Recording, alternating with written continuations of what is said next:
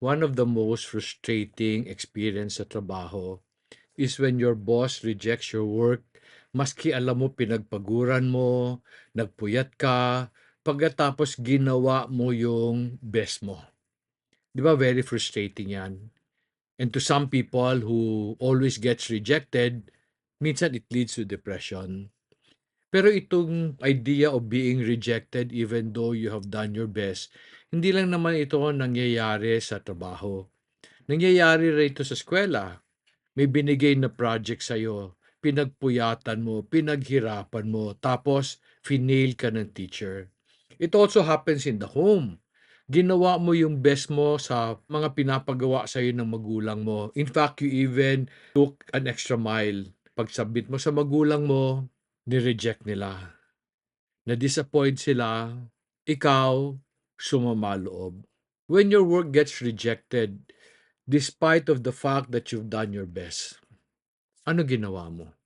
Inaway mo ba yung boss mo, magulang mo, teacher mo? And then you defended your work kasi sabi mo ginawa mo yung tama para sa'yo. Or nag-resign ka sa trabaho, naghanap ka ng ibang kumpanya. Sa eskwelahan naman, nag-shift ka ng course kasi ayaw mo sa teacher mo. Sa bahay, nung when you were continually rejected, lumayas ka. Pumunta ka, tumira ka sa either kamag-anak or kaibigan. How did you respond to those kind of rejections? Alam mo, pag na-reject ka once, okay lang yon. Pero pag paulit-ulit, talagang nakakasama ng loob. Yung ibang tao, because of this type of rejection, nagpapakamatay. And this is the reason why the cases of suicide has increased by many, many folds. Kung hindi naman nagpakamatay, they isolate themselves and live a life separated from everybody. Nung na-reject yung trabaho mo, sinadya mo ba yon? Sinabi mo ba sa sarili mo, gagawin ko tong trabaho ko na hindi maganda para magalit yung boss ko? Hindi matuwa yung teacher ko? Ma-disappoint ang magulang ko? Ako naniniwala na walang taong gusto ma-reject. Because being rejected affects our self-worth. Importante para sa lahat ng tao na ma-appreciate. Ayaw natin na parati tayong napapagalitan or we always fall short of expectations. Kung nangyari na sa'yo itong mga bagay na 'to, ano ang dapat natin gawin when people reject our work even though we have done our best? How should we respond para hindi tayo ma-depress? Para rin tayo makaiwas na meron tayong magawa na baka pagsisihan natin in the future. Pero alam mo ba na depression is not a modern day problem and it is not unique to our times. The first case of depression you will find in Genesis. In fact, in Genesis chapter 4. So from the very beginning of time, nangyayari na itong mga issue na to of working very hard to be accepted only to be rejected. And we see the first case in Genesis chapter 4, verses 1 to 8. But for the meantime, let me just read for you verses 1 and 2. Sabi sa Genesis chapter 4, verse 1, Now the man had relationship with Eve, and she conceived and gave birth to Cain, and said, I have gotten a man-child with the help of the Lord. And she gave birth to his brother Abel, and Abel was a keeper of flocks, but Cain was a tiller of the ground.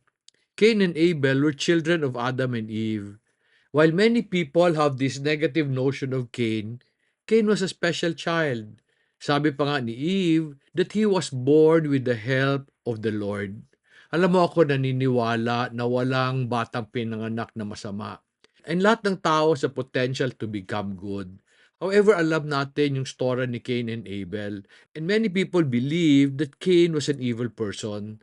Pero paano siya dumating sa punto na yon? Let's continue the story by reading verses 3 to 5. So it came about in the course of time that Cain brought an offering to the Lord of the fruit of the ground. Abel on his part also brought of the firstling of his flock and of their fat portions. And the Lord had regard for Abel and his offering, but for Cain and for his offering he had no regard. So Cain became very angry, and his countenance fell. I believe that the reason why the countenance of Cain fell was because hindi lang siya minsan na-reject.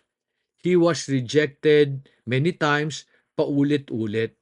Kaya bumagsak talaga yung confidence niya, and I believe this was the first case of depression. And alam natin, because of that depression, napatay niya kapatid niya. Siguro nang dilim ang paningin niya and hindi niya naintindihan kung ano ang ginagawa niya.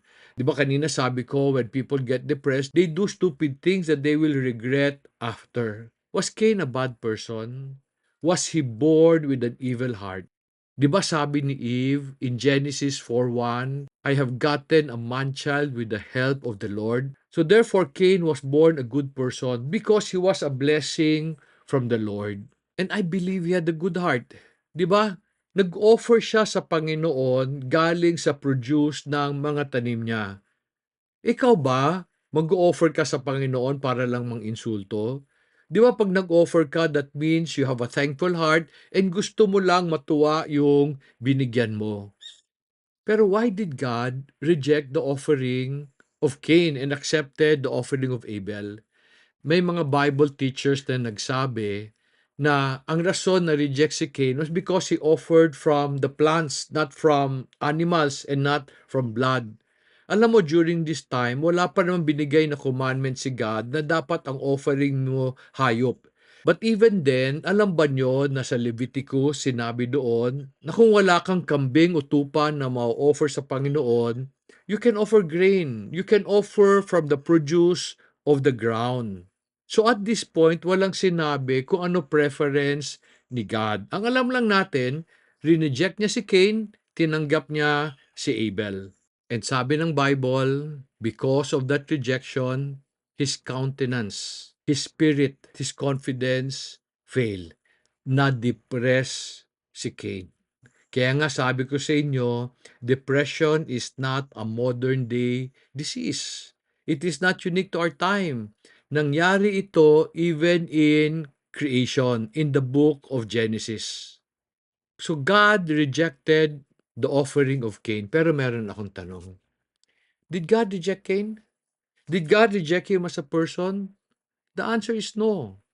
In fact, nung nakita ni God na nagtampo na si Cain na nadidepress na siya kasi nare-reject siya, alam mo ba linapitan siya ni God? And let's continue the story in Genesis chapter 4 verse 6. And we read, Then the Lord said to Cain, Why are you angry? And why has your countenance fallen? If you do well, will not your countenance be lifted up? And if you do not do well, sin is crouching at the door, and its desire is for you, but you must master it. Linapitan ni God si Cain. God did not reject Cain as a person. He rejected his offering. Minsan lang, no, pag nare-reject yung trabaho natin, pinipersonal natin. Nagagalit tayo, nagtatampo tayo. Si God, linapitan niya si Cain kasi ayaw niyang sumama ang loob ni Cain. So God was concerned about him. And I want you to know that your boss, your teachers, your parents, they're concerned about you. I need you to understand when your work is rejected. The work is rejected, not the person. So how should we respond when our work is rejected? The answer is found in Genesis chapter 4, verse 7, when God said, If you do well, your countenance will be lifted up. Kasi if you do well, you will be accepted. And if you are accepted, your countenance will be lifted up. Hindi ka na madidepress. The answer is, you do well. I'm realizing na magkaiba ang you do well based on the standard of the person you are serving, and you do what is best based on your standards. In verse 7, God was telling Cain, Cain, may problema dun sa inoffer mo. Ayusin mo na lang, and then everything will be well. So therefore, God was not rejecting Cain. If only he did well. In the NIV Bible at saka sa NLT, ang doing well is to do what is right. To do what is right for the person you are worshiping or serving. Unfortunately, Cain wanted God to accept him based on his best. Maski hindi ito ang gusto ni God. Kaya siya na-depress. Friends, I need you to understand that the authorities over us have standards that we need to meet. Ito yung problema ng karamihan ng tao because they go to their bosses hoping that the boss will accept their best. Pero if their best does not meet the standards or the expectation of their boss, i-reject yan. Nadidepress ang karamihang tao because they feel that rejection is about them, not about their work. Ulitin ko lang, magkaiba ang doing your best kaysa doing what is right for your boss. So ito ang rason bakit ang karamihang tao feel that their boss are unfair. Wala man lang compassion, walang mercy. Nagpuyat ako, boss. Naghirap ako, rineject mo ko. Hindi nila naintindihan na simple lang sana ang sagot. When your boss rejected you because you did not meet his standards, was he unfair? Masama ba talaga siyang tao? Ikaw ba pag naging boss ka na, will you accept the best from your people if they do not meet the standards that you have set? Alam mo, it is important that we meet the standards of the authority over us. Our parents, our teachers, our boss. Because meron silang kailangan ma-achieve. And the only way for them to be able to achieve those desires is for us to do what is right, not what is best. And ang dapat, tayo ang nag-a-adjust sa kanila kasi sila ang nasa position of authority. And in the case of employees, tayo ang nagsisilbi sa kanila. Unfortunately, in today's world, maraming mga tao gusto nila yung boss nila ang mag-adjust sa kanila instead na sila ang mag-adjust sa kumpanyang pinag-applyan nila. God came to Cain and said, "Do well." But instead of adjusting to the standards of the Lord, Cain wanted God to adjust to his standard. So ano ginawa niya? One day, pinatay niya yung feeling niya pinagkukumparahan sa kanya ng Panginoon. Kasi akala niya noon, kaya siya nare-reject kasi mas maganda yung ino-offer ni Abel. So siguro inisip niya kung patayin ko to, wala na pagkukumparahan ng Panginoon. Tatanggapin niya ngayon kung ano lang ang maibigay ko. So pinatay niya yung kapatid niya. There are a couple of things that we should learn from the story of Cain. Pag na-reject ka, we should always try to understand what is right for the person you are serving. Maybe si Cain did not know what was right for the Lord. What could he have done to avoid depression? When God came to him in order to lift up his countenance, what should he have done? Kaibigan, simple lang. He should have asked the Lord, Lord, ano ba ang tama sa iyo? When you say you do well, what is well for you? And if Cain adjusted to the standards of the Lord, he will be accepted, his countenance will be lifted up, he will then be favored by the Lord. Kasi when he was born, he was favored by the Lord. Pero instead of asking the Lord kung ano gusto niya, Cain did something terrible, something that he would regret all his life, taking the life of his brother. When he killed Abel, did God accept him already? No. Lalo siyang na-reject. Minsan no, nangyayari din yan sa opisina. Pag feeling mo favored yung isa, sisiraan mo siya. Awayin mo siya. Feeling mo pag nasiraan mo, then you will be favored. Friends, as long as you do not meet the standards of the person you serve, you will not be accepted. And unfortunately, many of us are like Cain. When we get rejected and then get depressed, we do stupid things that we often regret. Some will leave a high paying job. Others would shift to a course kasi ayaw lang ng teacher. Some lalaya sa bahay kasi ayaw lang nila sa gusto ng magulang nila. And then they cause greater pain on themselves only because their best was rejected. Alam mo, minsan nag-post ako sa Facebook page ko about this verse in Ecclesiastes that said, if your boss gets angry, do not quit. And so there was this lady who made a comment. Sabi niya, I disagree. My boss did not deserve me, so I left my job maski the pay was higher. Alam mo, when I read that, nalungkot ako. Kasi sabi niya, the pay was higher eh. Ang tanong ko, will you be able to find a job with the same pay? Alam mo, sa hirap ng panahon, everybody's fighting for good position, baka hindi ka makahanap. No, ito pa problema. Supposing you find another job that you like, do you think you will find a boss who will adjust to your standards? Most likely, paglipat niya, ganun na naman. She will do her best. The boss will reject because he does not meet his standard. And the cycle will go on and on.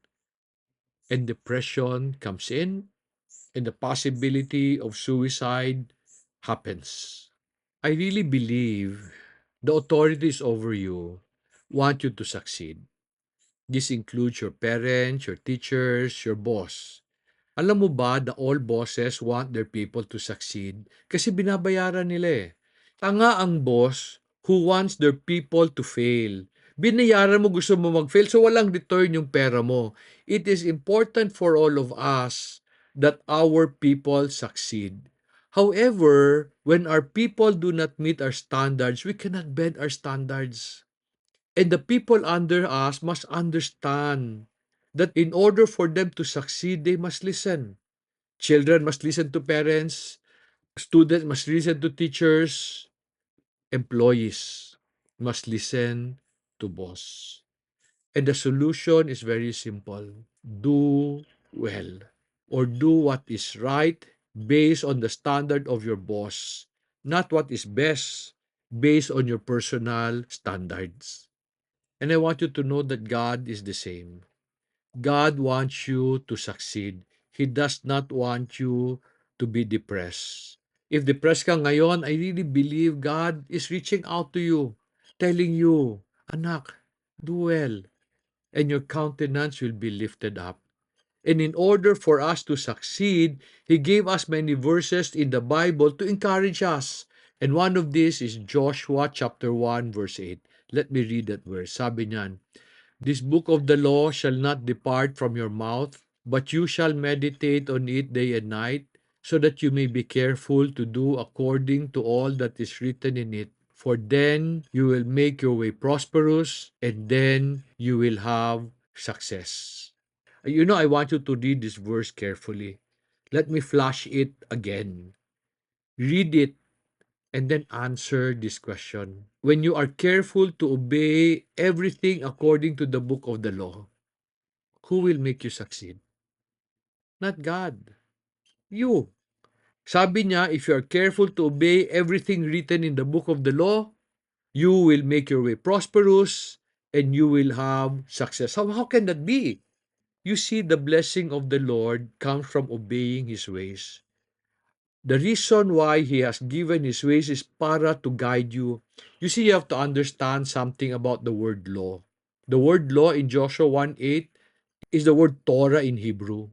It does not mean rules to obey, but instructions to follow. May tanong ako sa iyo. May pinagkaiba ba ang rules sa instructions? When you violate a rule, what happens? You get punished by the lawgiver. However, when you do not follow instruction, who will punish you? You. Di ba? You disqualify yourself from success kasi you did not follow instructions. Friends, I want you to know that God does not want you to be depressed. However, in order to avoid this, let us understand what is well for the Lord, what is right for your boss, and let us adjust to their ways. And for all you know, baka hindi ka pa kailangan magpuyat. Baka hindi ka pa kailangang mag-exert masyado ng effort kasi pag nasunod mo yung gusto niya, tatanggapin ka niya kaagad. But if you do not do this, if you continue to insist on your ways, you will continually be rejected. And because of that, you will start to have sin in your heart by being bitter towards your authorities, and this bitterness will eat you up. You will cause harm to yourself. Unfortunately, no, sa internet, maraming so-called life experts or life coach who tells you, gawin mo lang yung gusto mo. Pag gusto mo yan, gawin mo. Huwag kang maging concerned sa kanila. Pag ayaw nila, gawin mo lang. Sino ba ang kailangan mo i-please sarili mo? Friends, that is not true. Because part of our self-worth is to be accepted by other people. And when they reject you, they are not rejecting you as a person. They are just rejecting your work. I have learned to be very, very sensitive to what people say. Not because I want to please them. In my mind, nisip ko, kung tama sila, then I can improve myself. Pero pag mali sila, wala namang nawala sa akin, di ba? So why will I feel bad when they reject me? And why will I not listen to them when it can improve me? Unfortunately, today, ang dami ko nakita sa internet, mga comments, mga blogs who insist on doing what is right for them, maski mali na. Do you know that Albert Einstein said, it is insanity to do something again and again expecting a different result. Many of us are insane. And that's the reason why we are depressed. Because we want our authorities to adjust to our standards, when instead that we should be adjusting to their standards. Friends, be wise. However, some of you will be saying, paano naman ako? Paano naman yung tingin kong tama? Alam mo, when you are seeking the approval of your boss, of your teachers, of your parents, importante kung ano ang tama sa kanila. Kung importante sa'yo yung tama sa'yo, hintayin mo na maging boss ka. However, you will not reach that point if you do not learn to do what is right for the Lord and the people whom you have given to take care of you. Importante ba sa'yo na you find favor from the Lord? Kung importante ito, hindi importante ang gusto mo. Importante ang gusto niya. Because you are the one seeking His favor. But if you do not like His favor, gawin mo yung gusto mo. Kasi hindi importante yung blessing niya. Many of those who are depressed would cry out to God and feel worse because feeling nila hindi sila sinasagot ni God. Because oftentimes ang prayer nila, Lord, change them. And God would be quiet because God's waiting for you to pray, Lord, change me, so that you give Him the right to bless you. What does the Lord want? The Lord wants wives to submit to their husband, even when their husbands have failed them many times and when their husbands are not worth respecting. Husbands are asked to love their wives, especially when their wives are unlovable, especially when their wives struggle to submit to them. God wants children to honor their parents or at least respect them. God wants children to listen because parents may not understand the trends today. They have wisdom that God have given them over time. God wants workers to be submissive and obedient to their authorities so that He can give them better opportunities. God wants bosses to treat their people with kindness and compassion so that they can help these people become everything God wants them to be. Let me end here. And the message that I gave you, your best will never be enough. Because unless you do what is right for the God you worship or the boss you serve, you will not be accepted. Friends, if you're struggling with this idea, pray for humility because Bible says God is opposed to the proud but gives grace to the humble. Sana nakatulong ito sa inyo. Kung nakatulong siya, Can you share this video with friends and family who may be going through the same struggle? Help me help them. God bless you.